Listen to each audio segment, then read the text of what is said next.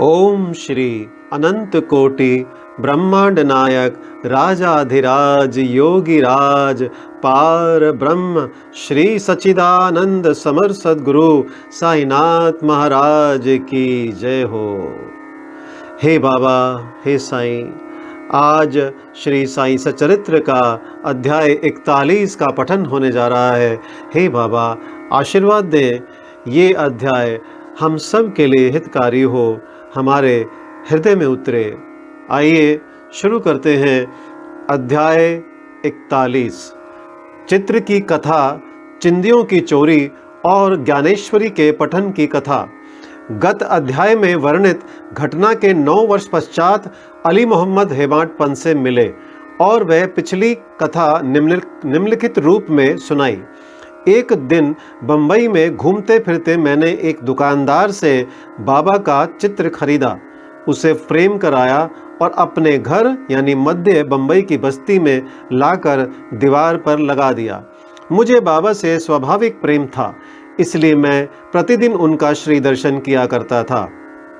जब मैंने आपको यानी हेमाडपंत को वह चित्र भेंट किया, उसके 3 माह पूर्व मेरे पैर में सूजन आने के कारण शल्य चिकित्सा भी हुई थी। मैं अपने साले नूर मोहम्मद के यहाँ पड़ा हुआ था। खुद मेरे घर पर 3 माह से ताला लगा था और उस समय वहाँ पर कोई ना था। केवल प्रसिद्ध बाबा अब्दुल रहमान, मौलाना साहेब मोहम्मद हुसैन, साईं बाबा, ताजुद्दीन बाबा और अन्य संत चित्रों के रूप में भी वहाँ विराजमान थे, परंतु कालचक्र ने उन्हें भी ना छोड़ा।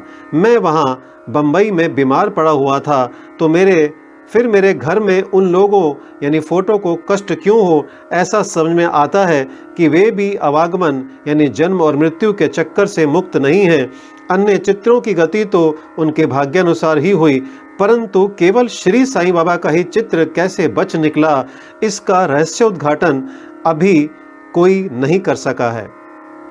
इससे श्री साईं बाबा की सर्वव्यापकता और उनकी असीम शक्ति का पता चलता है।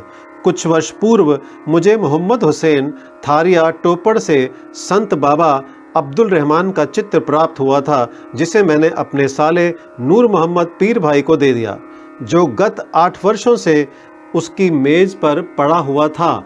एक दिन उसकी दृष्टि इस चित्र पर पड़ी, तब उसने उसे फोटोग्राफर के पास ले जाकर उसकी बड़ी फोटो बनवाई और उसकी कापियां अपने कई रिश्तेदारों और मित्रों में वितरित की। उनमें से एक प्रति मुझे भी मिली थी, जिसे मैंने अपने घर की दीवार पर लगा रखा था। नूर मोहम्मद संत अब्दुल रहमान के शिष्य थे। जब संत अब्दुल रहमान साहब का आम दरबार लगा हुआ था, तभी नूर मोहम्मद उन्हें उनकी वह फोटो भेंट करने हेतु उनके समक्ष उपस्थित हुए।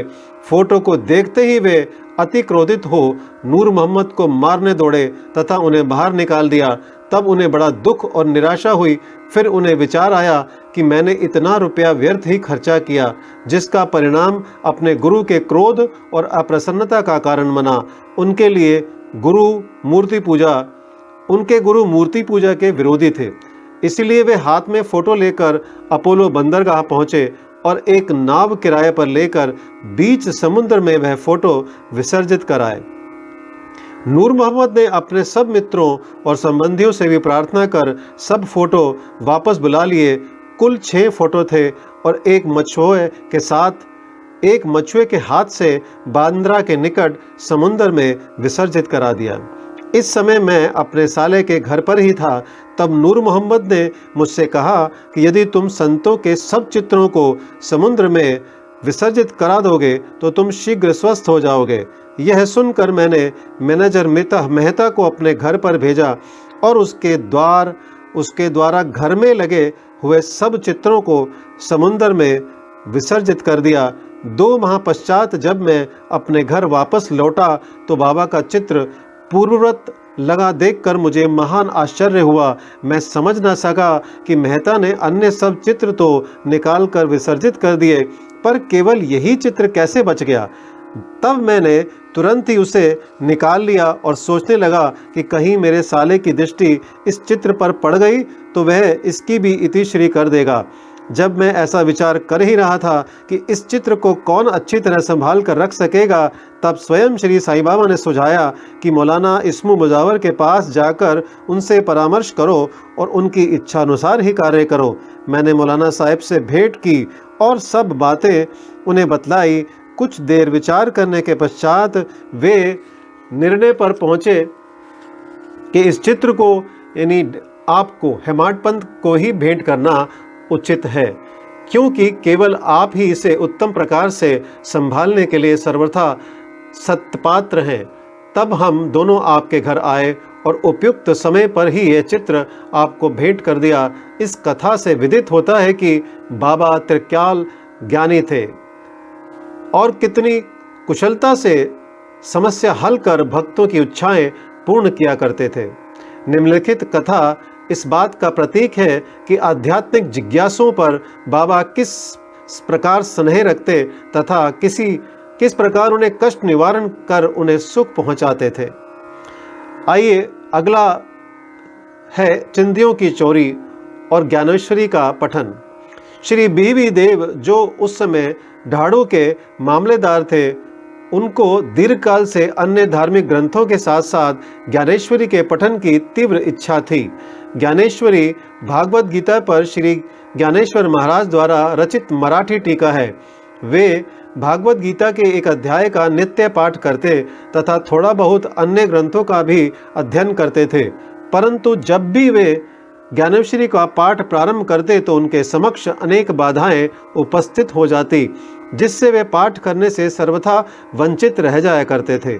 3 मास की छुट्टी लेकर वे शिरडी पधारे और तत्पश्चात वे अपने घर पौड़ में विश्राम करने के लिए भी गए।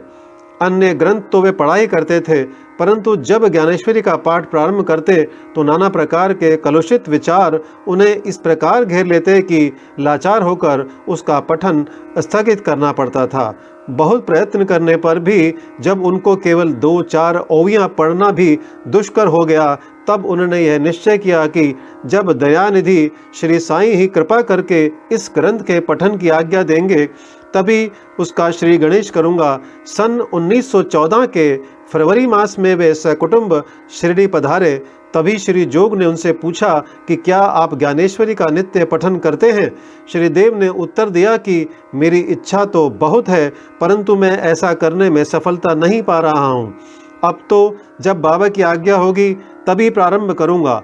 श्री जोग ने सलाह दी कि ग्रंथ की एक प्रति खरीद कर बाबा को भेंट करो और जब वे अपने कर कमलों से स्पर्श कर उसे वापस लौटा दें, तब उसका पठन प्रारंभ कर देना।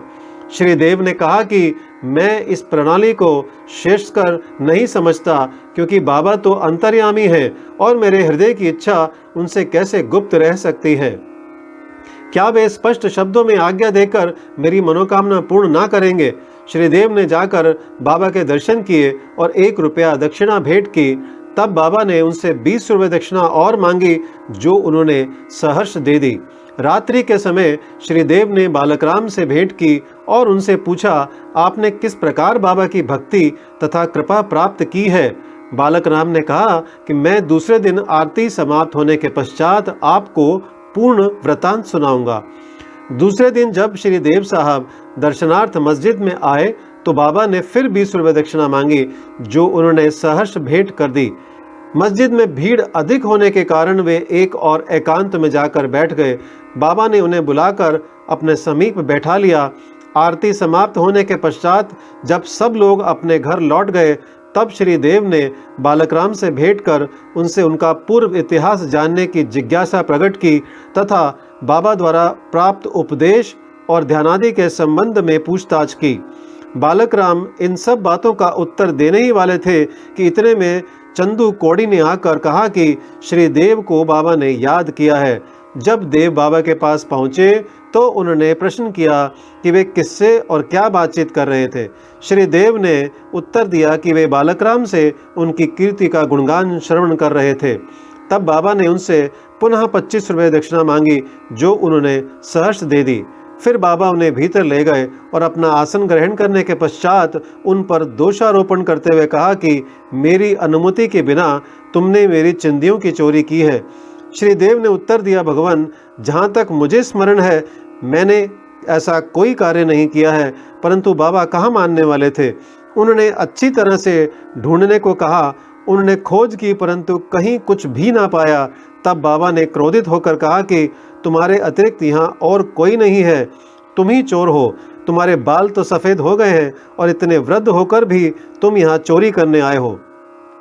इसके पश्चात बाबा आपे से बाहर हो गए और उनकी आंखें क्रोध से लाल हो गई।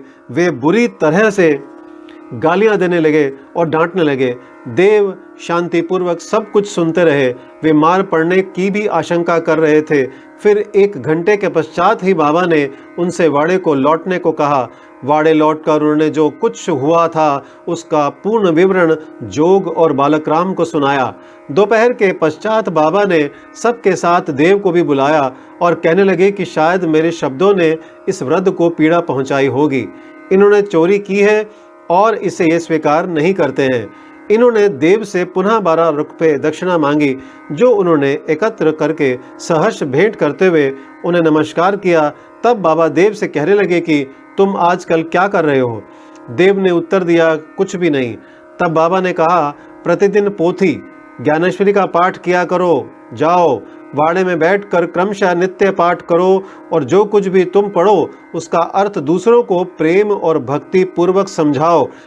मैं तो तुम्हें सुनहरा शेला दुपट्टा भेंट देना चाहता हूँ, फिर तुम दूसरों के समीप चिंदियों की आशा से क्यों जाते हो।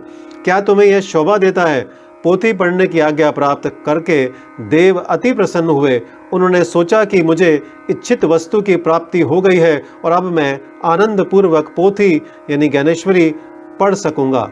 उन्होंने पुनः साष्टांग नमस्कार किया और कहा कि हे प्रभु, मैं आपकी शरण में हूँ, आपका अबोध शिशु हूँ, मुझे पाठ में सहायता कीजिए।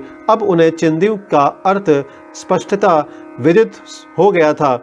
उन्होंने बालक राम से भी जो कुछ भी पूछा था वह चिंदी स्वरूप था। इन विषयों में बाबा को इस प्रकार का कार्य रुचिकर नहीं था, क्योंकि वे स्वयं प्रत्येक शंका का समाधान करने को सदैव तैयार रहते थे। दूसरों से निरर्थक पूछताछ करना वे अच्छा नहीं समझते थे। इसलिए उन्हें डांटा और क्रोधित होते हुए देव ने इन शब्दों को बाबा का शुभ आशीर्वाद समझा तथा वे संतुष्ट होकर घर लौट गए। यह कथा यहीं समाप्त नहीं होती। अनुमति देने के पश्चात भी बाबा शांत नहीं बैठे तथा 1 वर्ष के पश्चात वे श्री देव के समीप गए और उनसे प्रगति के विषय में पूछताछ की। 2 अप्रैल सन 1914 गुरुवार को सुबह बाबा ने स्वप्न में देव से पूछा कि क्या तुम्हें पोथी समझ में आई। जब देव ने स्वीकारात्मक उत्तर ना दिया तो बाबा बोले कि अब तुम कब समझोगे। देव की आंखों से टप टप करके अश्रुपात होने लगा और वे रोते हुए बोले कि मैं निश्चयपूर्वक कह रहा हूं कि हे भगवान, जब तक आपकी कृपा रूपी मेघ वृष्टि नहीं होती तब तक उसका अर्थ समझना मेरे लिए संभव नहीं है और यह पठन तो भार स्वरूप ही है। तब वे बोले कि मेरे सामने मुझे पढ़कर सुनाओ, तुम पढ़ने में अधिक शीघ्रता किया करते हो। फिर पूछने पर उन्होंने अध्यात्म विषयक अंश पढ़ने को कहा। देव पोथी लाने गए और जब उन्होंने नेत्र खोले तो उनकी निद्रा भंग हो गई। अब पाठक स्वयं ही इस बात का अनुमान कर ले कि देव को इस स्वप्न के पश्चात कितना आनंद प्राप्त हुआ होगा। श्री देव अभी सन 1944 जीवित हैं और मुझे गत 4-5 वर्षों के पूर्व उनसे भेंट करने का सौभाग्य प्राप्त हुआ था। जहाँ तक मुझे पता चला है वह यही हैं। वे अभी भी ज्ञानेश्वरी का पाठ किया करते हैं। उनका ज्ञान अगाध और पूर्ण है। यह उनके साईलीला के लेख से स्पष्ट प्रतीत होता है। तारीख 19/10/1944। श्री सद्गुरु साईनाथ प्रणमस्तु। शुभम भवतु। ओम साई राम।